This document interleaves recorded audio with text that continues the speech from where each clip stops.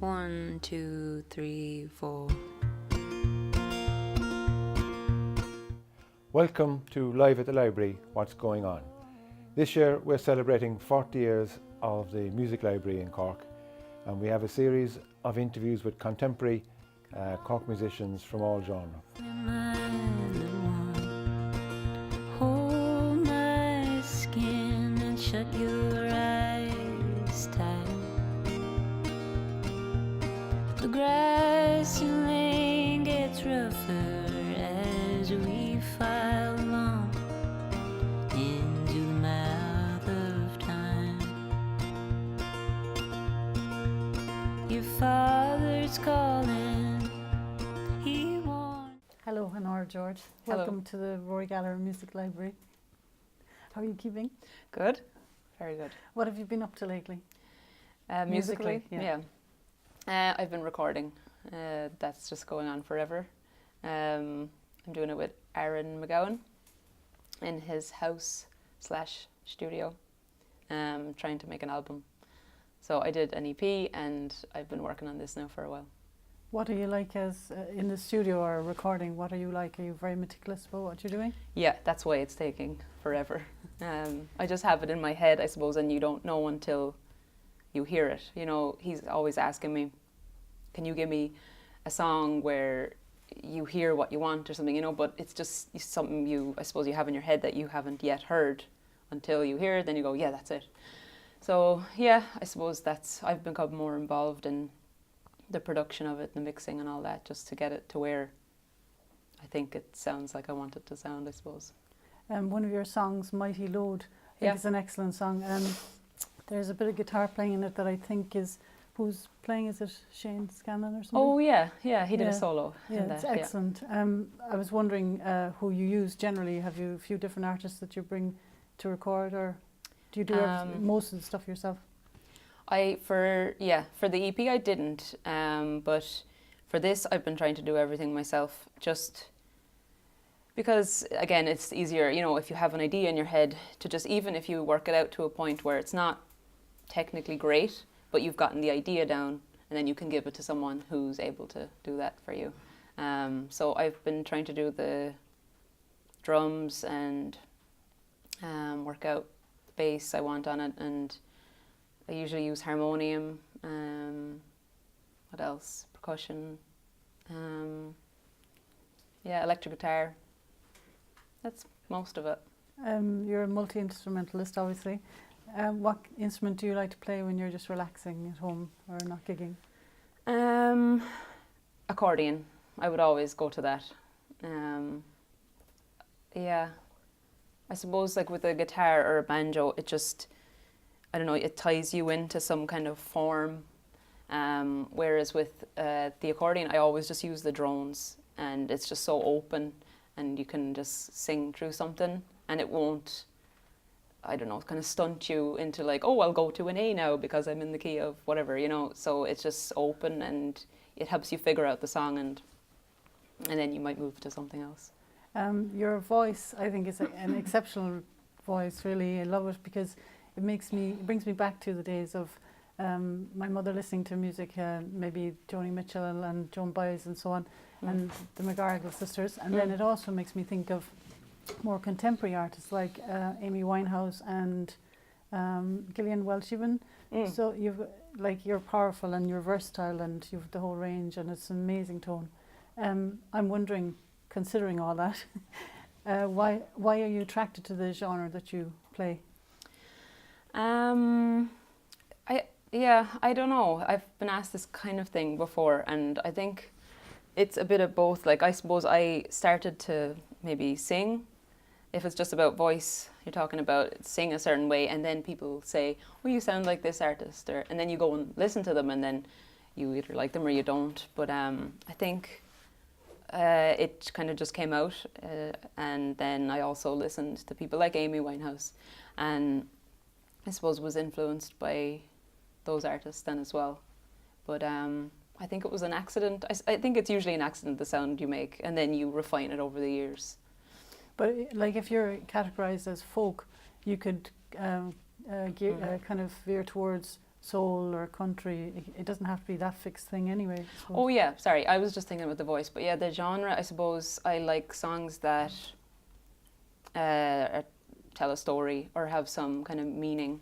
So that's usually, I find it in folk and blues. I've been listening to rap as well recently, which, is famous for that. So yeah, I would veer towards stuff like that where there's some meaning or, where you're trying to say something important or something. Tell me a bit about your songwriting process. How does an idea come to you, and how would you develop it to the finished product as such? It changes. I suppose usually it's it just something comes into my head. I would have the vocal line. I would have I suppose the riff of the melody line, and the words would just usually very quick just come into my head. And then the worst part is trying to finish it. You usually kind of get the bones of it just in your head, you have it. And then your consciousness gets involved, and then it's difficult because you think about it, and it becomes kind of work, it's good. But yeah, so usually it's like that. I have most of it in my head, and then I have to sit down and try and finish it and make it all tie together and make sense as a piece instead of just an idea. And what inspires the original ideas? You think like reading a good book, a movie, seeing some piece of art? Does anything like that trigger? I don't know if there's a pattern. There probably is. When I sometimes I'm just driving or walking and it just comes into my head. I think moving is important. Like there's, I don't know, it's been rare where I'm just sitting down, not doing anything where something will come into my head. It's usually walking or just moving, even driving or something. But yeah, I was in Wexford recently, where I'm from, and I was driving around Enniscorthy, and there's this building where I'd never actually seen, and it's called St. Senan's. It was a psychiatric hospital, and I'd never actually seen the place before, but I'd known people who had gone there, and I'm going to have to perform this song now, am I? Later on. Think of that. But I seen the building, and I'd never seen it before, but I just knew it was the building. It was just this massive, up on a hill, and I'd heard that before. So I wrote a song while I was driving along. It just came into my head, I suppose. That was kind of nice and easy, just That's great, yeah. happened. You've played in most of the major venues around the country. At this stage, would you say you like the smaller audience rather than the big audience, or both, or what would you like? I probably haven't discovered all of them, but I prefer the bigger ones. I think it's more difficult when there's people close right to you, on top of you, because it just forces you to. There's just a forced kind of intimacy, and you have to connect with people, and then the whole gig can be about that. If it fails, then it's like the performance is going to fail if you don't get that connection going. But when it's a theatre where there's some distance, I think, I don't know, it allows you to detach, which mightn't seem right, but I think it's good for just if you have a performance in your head, like how you want it to go, then it can you can detach from, the nerves and everything of the people and what they might be doing with their face, or, how you think they might feel, or you can just detach from that and do what you want to do, and then be in the zone, like as such. Yeah, you can just perform and not be worried about, the nerves and the feeling in the room and the tension, and, you can do that. I saw you in the Opera House, actually. You seemed very relaxed altogether. Yeah, you were actually great. I was, yeah. So do you suffer from nerves generally, though, before a performance? Yeah, definitely. Have you got tools to deal with it, or? Yeah, I just find being really prepared for a gig. It sounds simple, but just knowing that, okay, I know the stuff, I know what I'm doing, I like the instrument you're playing, just I feel comfortable on it, and I know the songs well, and even if you just do them all through the day, just so it's fresh for you, if you feel practiced and rehearsed, then it gives you more space than to be nervous, you know, because if you're in any way worried about what you're doing, then if you're nervous, it can just fall apart. So I just find just feeling like I'm ready and rehearsed and prepared will help. I'm going to give you the name of some artists, right?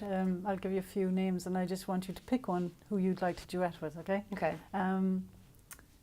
Carl King, Joan Baez and Joni Mitchell. So one of those that you'd like to duet with. Carol King? Yeah. Johnny Cash, John Prine and John Blake. Well, it's more likely that I could do something with John Blake. Who are the other? Johnny Cash and John Prine. Who would you love to duet with? I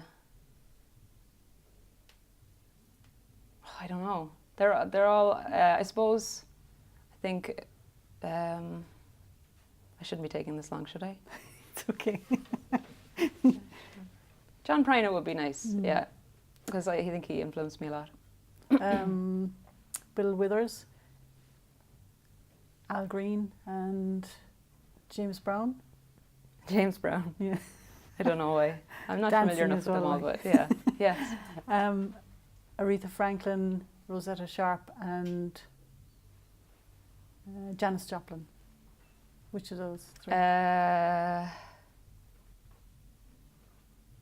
Rosetta. Yeah. Yeah.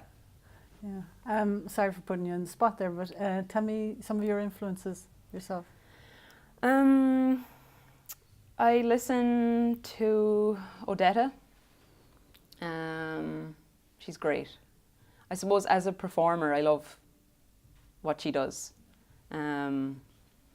Musically, Tom Waits. I love his albums, Bone Machine and Mule Variations.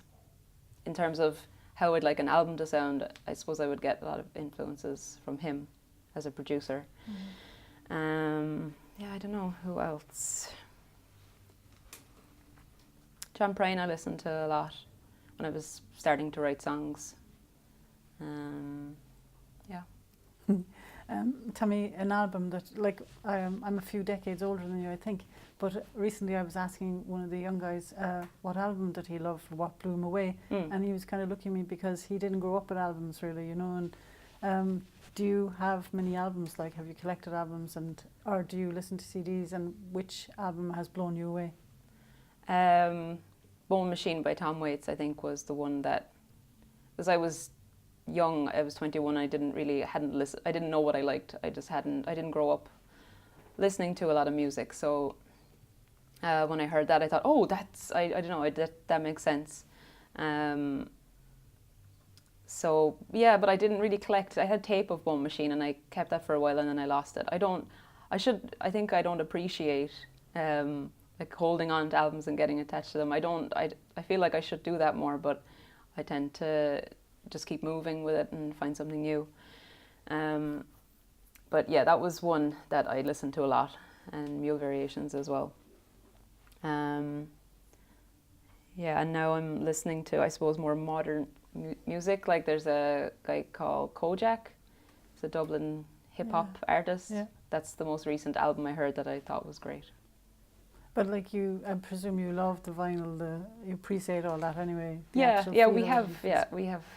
records, all right. But I go through phases of it. I listen to it, and then kind of move on. Was there a point when you were growing up as a young girl where you knew you had a voice and you knew that this is going to be your future? No, definitely not. I never thought of it. I used to sing in school, all right, just in the choir, and I loved harmonizing. I always loved that. But I didn't really play much. I used to play the button accordion a lot. It wasn't really until I came to college then in Cork, and you know, just house parties where you just end up singing something, and I suppose people said, "Oh, that's good," you know, and then you think, "Oh, okay," because I suppose you don't really. I mean, that's what it's based on, isn't it? If people like appreciating you, the sound you're making, or I suppose it's the norm to you. So yeah.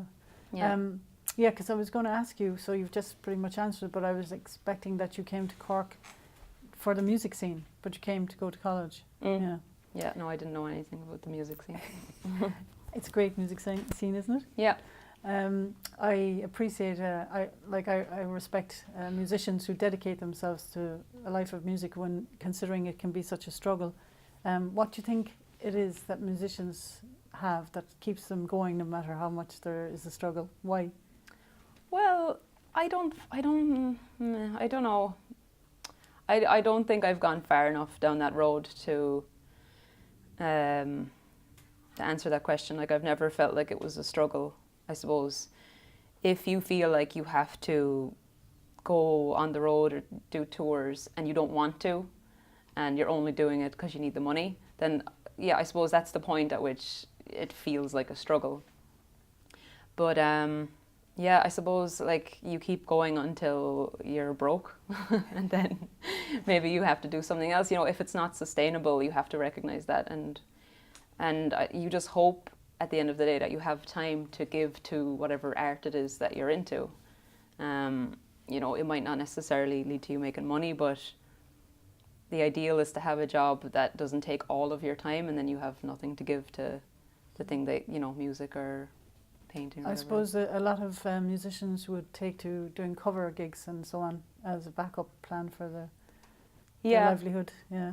Yeah. Do you have any ideas what could be done to change things in the music industry so that you could make a living, so the musicians generally could make a living? I don't know. It just seems like there's so many musicians. If we could get rid of half of them, maybe. I don't know. Yeah. I really don't know. Well, in Ireland, I suppose there's a serious amount of musicians. Yeah, which is great. Yeah. But I suppose then it's hard as well if you have, you see, not really venues, but if you have, like in Cork, for instance, if there's pubs, if they can get musicians who just really want to do it and they're willing to do it for free, then it, you know, it's going to make other people suffer than if they're depending on that money. They're competing with something that's I think free, people so. need to pay more everywhere we go. Yeah. I think somebody was telling me that in Japan you pay into a gig no matter what, you know, and I think Yeah. I think people need to value it more, you know. Yeah, I suppose it's like entrenched in the culture here, so people don't see it as, you know, Yep. I know that they think this should be happening here, you know, it should just be going on. We just notice it every so often. Yeah. Like, oh, there's a gig there. You've been lucky, I think, personally, I think it's great that you got to play with Mick Daly and Mick Flannery. And can you tell me about working with the two of them, what it's like? It's hard work. Mick Daly, yeah, it's great to work with Mick. We kind of have this duet going now for about 2 years, maybe. It was great because I felt like I couldn't play the guitar at the time, and that's what I was going to be playing in this duet. I was going to play guitar and he was going to play banjo, and then sometimes I'd play accordion and he'd play guitar, and I just didn't feel like I was an instrument player. I'd still just been singing a lot, so I was nervous about that, and it just forced me to get more confident at it. So I was glad that he was okay with that, you know, because he's been around for years and he, you know, he's really highly respected. So it was nice that he, you know, allowed me to just even make mistakes and not be... Yeah, he's a great guy. He's a bank of knowledge as well, isn't he?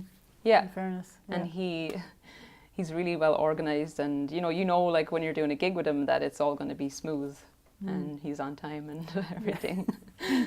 Everything goes well, and if anything goes wrong, he'll sort it out, and that's great. And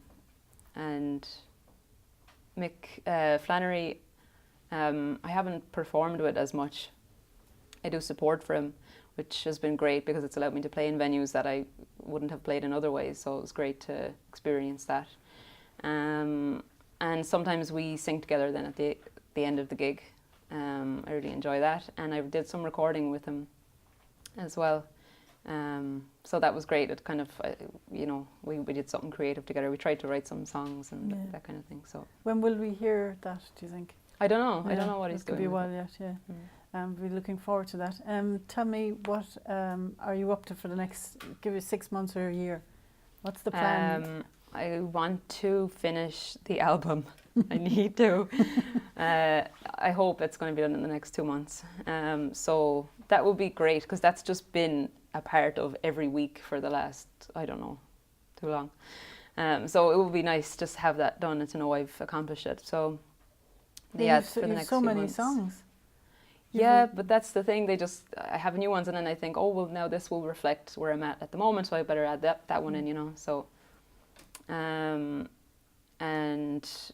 yeah, what else? I don't know. The main thing is the album, I suppose. Do you think you need to travel and go away to be able to come back again and people appreciate, and you know, that kind of thing, that a lot of musicians had to go away before they were really ever make it in the US? Yeah, and then, and things like that. yeah.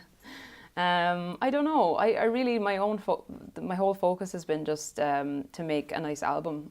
You know, you can get distracted by, oh, I don't have enough followers on social media, and you know, I should be touring and I should be doing this and that. But like at the end of the day, it's about You're making songs. the thing, you know, that you've made, the creative project that you spent all your time, you know, doing and making something that you're proud of. And then once you have that, it either floats or it doesn't, you know, and then it's like you've done your part in it. And so I try not to focus on the other parts of the industry, I suppose. Yeah. Just try and make something I'm happy with. I'm going to ask the audience, would they like to ask you a question? Is that okay? Yes. Hey Mara, how's it going? Do you prefer playing solo or with a band? What's the buzz, do you think? Solo, in a way, I suppose, because you have more control. Yeah. Just terrible. Want to control every aspect of it. No, it's nice to do that because I suppose you're only relying on yourself, and if you feel like you have it together, then I don't know, maybe you feel a bit less nervous about it. But I love practicing or rehearsing with other people because, you know, it helps to bring out different ideas. And yeah, I like it if it's just maybe one or two other people in general, not. Do you know the way you can get crazy. lost in a band, like when you're listening to, you know, like Shane or Martin, you Yeah. zone in on them and you're Yeah. just lost. It's brilliant. That actually happens, all right. Just Yeah. like even if someone does something different, you'll just totally forget everything you're doing and be like, Yeah. oh, that's cool. I like Yeah, that. yeah. Yeah, it does. It can. There's just more going on. Like so, you might attend to something else and, you know, lose your focus. So yeah. Okay. Dragon? Yeah. So, how ambitious are you? Like, do you see yourself in X amount of years that you think in 4 or 5 years I would like to achieve this and that? Would you describe yourself to be a very ambitious person, or you think like you just want to basically just go with the flow and see what happens? Yeah, going with the flow is difficult because it's kind of naive, I suppose, to think if you can. It would be nice if you could just go with the flow and it was sustainable all the while. I'm not. I wish I was more ambitious because it would allow me to do the stuff that I want to do, like even just working with different musicians and producers and traveling, touring, all that kind of thing. So you have to be ambitious, I think, to do all that stuff. I'm working on my ambition, but I don't really look down the line and think like in 5 years' time I want to be here. I suppose I want to mainly make stuff that I'm proud of, try to be creative in it, and hope that it floats somewhere, somehow, and it allows me to keep doing it, you know, and to keep putting time into it, and have the resources then to put back into it. So yeah, I think ambition is something I need to work on in order to make that happen. And I should imagine you also are like you're very excited about what you're making. Are you? Yeah. Like really excited, or? Yeah, I am. Yeah. Okay. Yeah. Did I seem like I was? No. I was just. You come across as a very kind of laid back, so. Yeah. I suppose. No, I am about the music. Yeah. Well, that you're producing, making. Yeah, I am really excited about it, but mainly, like the best part is writing the song and kind of just putting it together, putting the different instruments. But then you have to do all the other stuff, which can be tedious, like in a studio, just getting the right sound, like, you know, the room you're in, the mics you use, and that all tends to interfere with the process. And all the while you keep in your head, oh, maybe I need to, you know, overdub stuff so that I have more control over the the volume of each instrument, and all this stuff can be very tedious. And if you don't have, like, if I'm not a big name, I don't have all the resources available to make it exactly how I want it, so that interferes. But so that's why for me the most exciting part is just writing the stuff, and because that's something I can do. I have the ability to, I have the instruments, and I have a Zoom, I can put it all down on that. But then there's like this barrier where you have to make it, I don't know, to a certain standard, the sound of it, and that then becomes tedious. That's where you have to just pull together resources that you can. So that part I'm not excited about, but I accept that it's part of it, and that's fine. But I'm always excited about the musical side of things and being creative. I'm working on a dance for this music video I'm going to do soon. So like that's great to just go about something like that, to just use yourself, like use your body to make something you have in your head, some idea to bring it to life, based on the words of the song. And so I love all that stuff. What's a harmonium? Why a harmonium? How did you get into playing on a harmonium? Where did you pick up the harmonium? That's not a good question. All about the harmonium stuff. That was the first time I played one. Well, it was I don't know if it's also, I think it is called a harmonium, where it's the one you pump, like a pump organ more so. But it was in a studio that I was doing a bit of recording in, and I loved it. I suppose I love the piano accordion, and it's like a better version of that, just because the sound is so much bigger and deeper. Yeah. But then I have a friend, Martin Leahy, who has a harmonium. I wanted to buy one and I haven't yet, so I borrowed it off him and I've been using it a lot. So yeah, I need to get my own. But I just love the kind of drony sound you get. Yeah. I like it, just even if it's one note, to play for the whole song. Well, because that's its role then in the song, where you can have various other things doing more complicated things, but I don't know, I like that kind of sound. Oh, that sounds interesting. You said you were a multi-instrumentalist and you started on the button accordion. As you move into other instruments, is it like a self-development thing, or is it like a necessary expansion of a skill set? Sheena said I was a multi-instrumentalist. Sorry, is it self-development? Yeah, or is it just driven by yourself, or is it driven by a necessity for your job? Oh no, definitely not necessity. I think it's just it's helping you create the sound you have in your head for different songs. So I had a classical guitar at first, and I just had it by accident. It only had 2 strings, and I just worked away on that for a long time, and then I got a guitar, steel string normal guitar that I was on for a while, and I tried to just master that, because I found I was just messing around with different instruments and just getting it to the point where I had the kind of sound I want, but I wasn't actually getting proficient on the instrument. So I made a point of doing that, mainly because of Mick Daly. He put me under pressure. So I thought I got better then on the guitar, and then I came across this guitar banjo. So it allowed me to skip learning a new instrument, but get the kind of sound of a banjo. And I just liked the sound of it. Then the accordion, it fills up the kind of space, I suppose.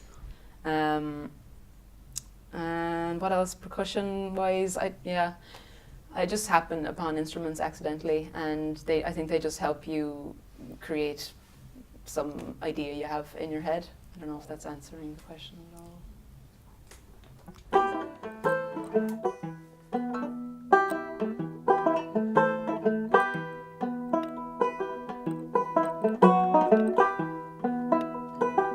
I dug a hole a very long time ago.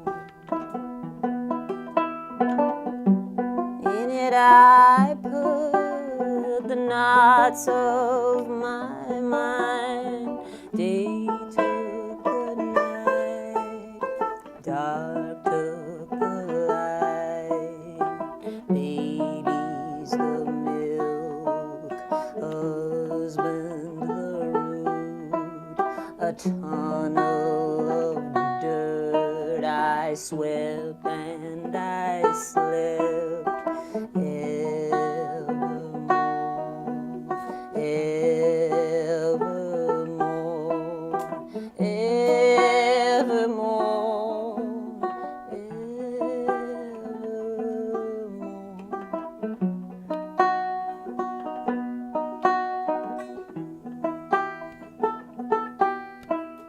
swam to keep from drowning. I showed my teeth when I smelled defeat. The light did come, though dim it shone. Now the youngest roams further than my dreams could wander.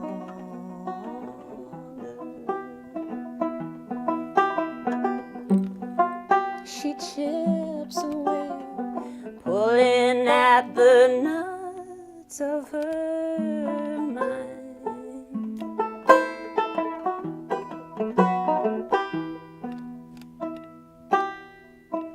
I struggle to see how she sets them free. So dim I sit with this old candlestick, not bright enough, not bright enough, not bright enough, not bright enough to see.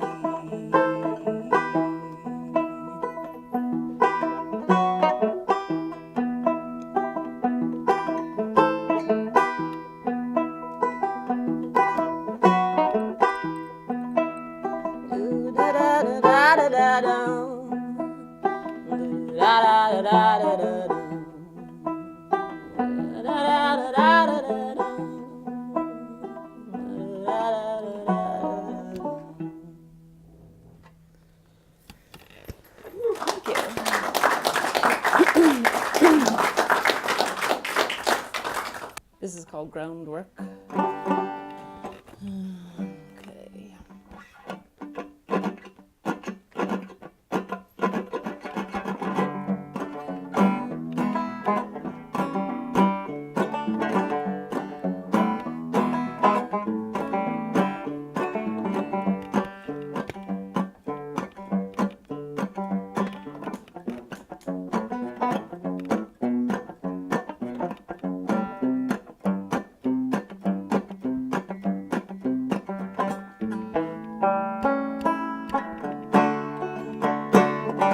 Groundwork, it's never done. Groundwork, you're shooting at the sun. Groundwork, don't get lazy now. When you're done, we'll get you a nice rub down. I've been looking at that crane so long, I never once thought it could lift me up. Take me to the highest cloud. Give me something to shout about. Groundwork, don't get crazy now.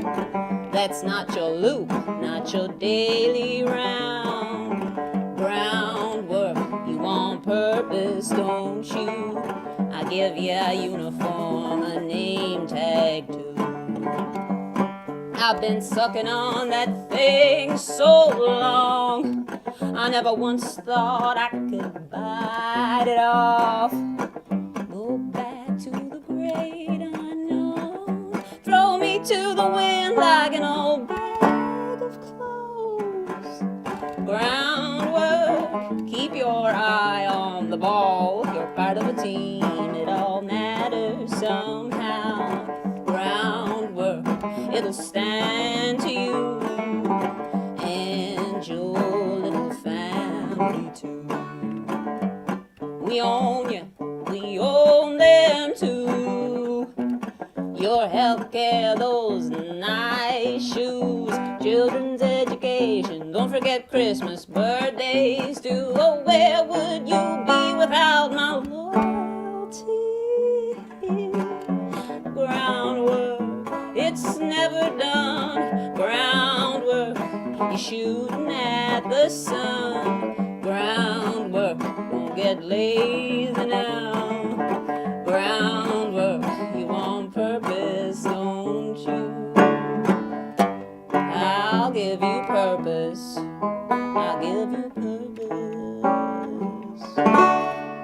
Get down on your knees. Thank you. I'll leave it there. Where are you going with that silence in your eyes? What has you smiling in the middle of the night? Yes, that is me. When you close your eyes to dream, I want you, want you, want you, even if I have to break you, break you. I'll cut you, cut you, cut you if you do not let me love you, love you. I'll blind you, blind you, blind you from the eyes that can't see through me, through me. I'll take